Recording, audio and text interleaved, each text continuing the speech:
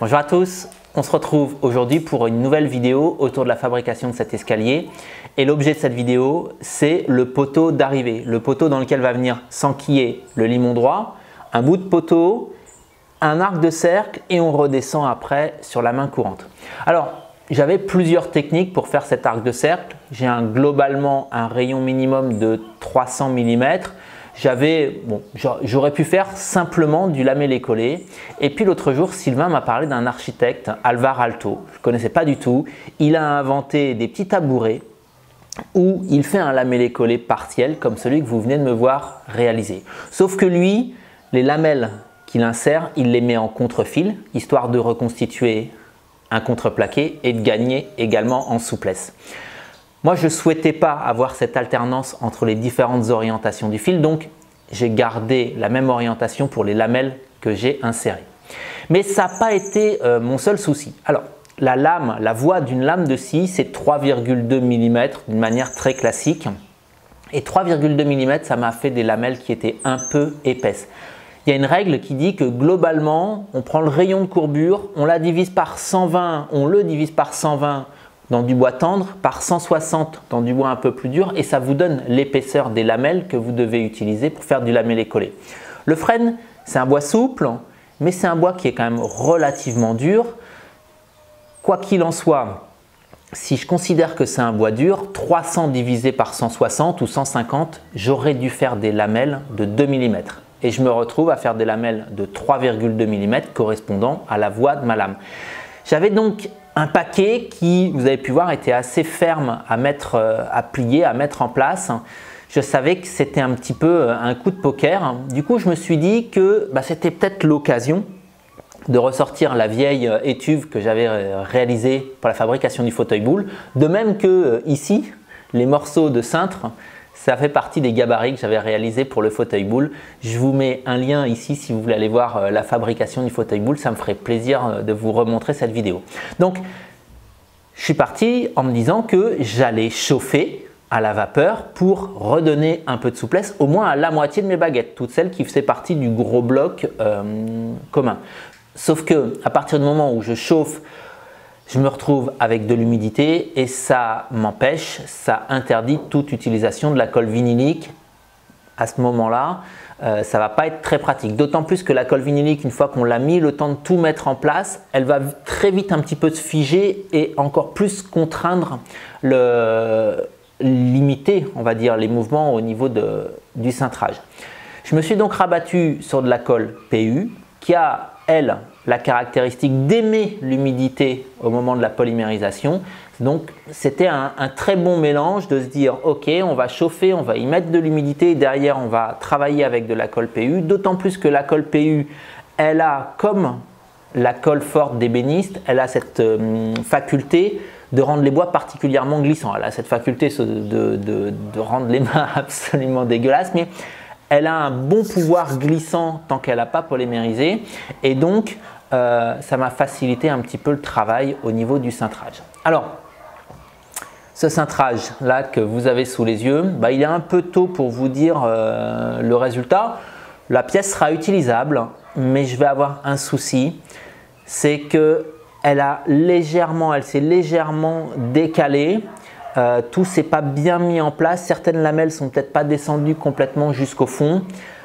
Du coup, les quelques petits millimètres que j'avais pris en prévoyant une pièce un peu trop épaisse, je suis pas certain d'avoir pris suffisamment de marge. Je risque de me retrouver avec une pièce un petit peu trop étroite.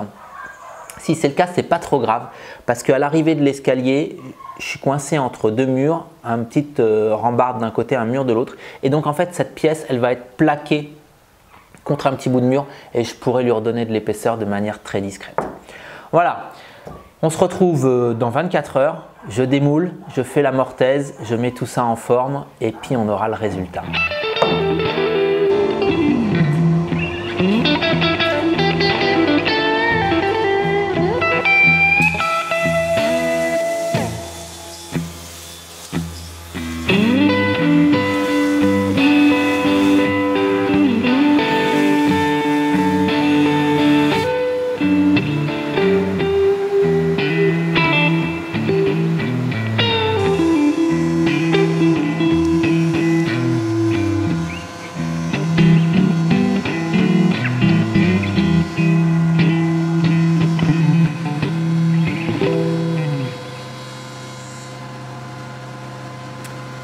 Globalement, j'ai attendu 48 heures avant de retirer les serre-joints. Vous m'avez vu dégauchir sur la dégo les deux faces et dresser les champs à la toupie parce que j'avais pas tellement le choix. C'était toujours, ça se déforme toujours légèrement, etc. Et je suis vraiment satisfait du résultat. L'esthétique est vraiment sympa. Bien sûr, on retrouve l'alternance des couleurs du lamellé collé, mais le frêne, il est toujours un petit peu contrasté quand on vient de le blanchir. Et puis au bout de 6 mois, tout devient homogène. Donc je pense que j'aurai un aspect, une certaine continuité entre la partie ici en arc de cercle et la partie droite de la main courante qui va être assez sympathique. Mais il y a un mais, il me manque là, une fois blanchi des deux côtés, une fois obtenu ce joli bout de bois bien droit mais courbe, eh ben, il me manque 3 mm. Du coup, je pense que je vais en retirer 2 mm supplémentaires et je vais plaquer ici de mon côté la partie qui sera le long du mur. Je vais y plaquer une petite pièce de bois. Allez, il me reste donc une petite chose à faire, la pièce n'est pas terminée.